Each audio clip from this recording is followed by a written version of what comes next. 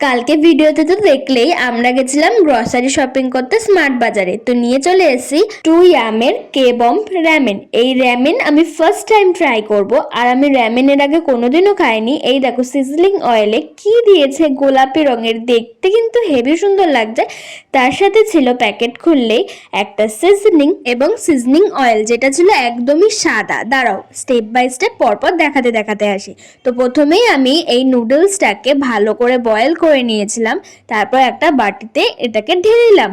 ভালো করে বয়েলিং করার পর র্যামেনটা, তারপরে আমরা একটা সিজনিং আমাদের মতো একটা সস বানিয়ে নিচ্ছি।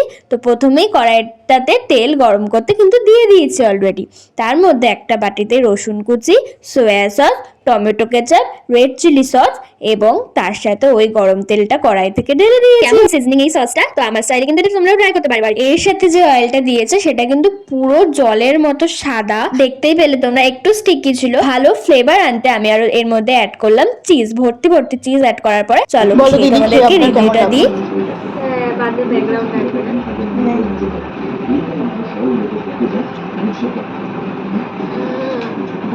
অতটা ভালো না, ঝাল নেই, নুন নেই, মিষ্টি মিষ্টি টাইপের। শুনতেই পেলে আমার পার্সোনালি ভালো লাগেনি। তোমরা চাইলে ট্রাই করতে পারো, বাট তোমাদের হয়তো ভালো লাগবে না তোমরা যদি এর আগে কোনো র্যামেন ট্রাই করে থাকো। কারণ আমি ব্যারাকপুরে কোরিয়ান রেস্টুরেন্টে গিয়ে আমি র্যামেন খেয়েছিলাম। পোজ আমি করতেই পারতাম, বাট ভাবলাম যে একবার ট্রাই করে দেখি কেমন কি খেতে। তো যাই হোক, আমার ভালো অতটা লাগেনি, অ্যাভারেজ লেগেছে। তো নেক্সট ভিডিওতে দেখা হচ্ছে অন্য কোনো রেসিপি নিয়ে। তো ততক্ষণের জন্য বাই। ঝাল নেই, এরকম একটা মিষ্টি মিষ্টি ফ্লেভার চিজটা দিয়েছে বলে একটু ভালো লাগবে। মশলাটা মানে সিজনিংটা দিলে আর একটু বেশি ভালো লাগবে, বাট অয়েলটা একদমই বাজে গন্ধ, ভালো লাগে না, মোটামুটি আর কি অ্যাভারেজ। সাবস্ক্রাইব করে দিয়ে যেও।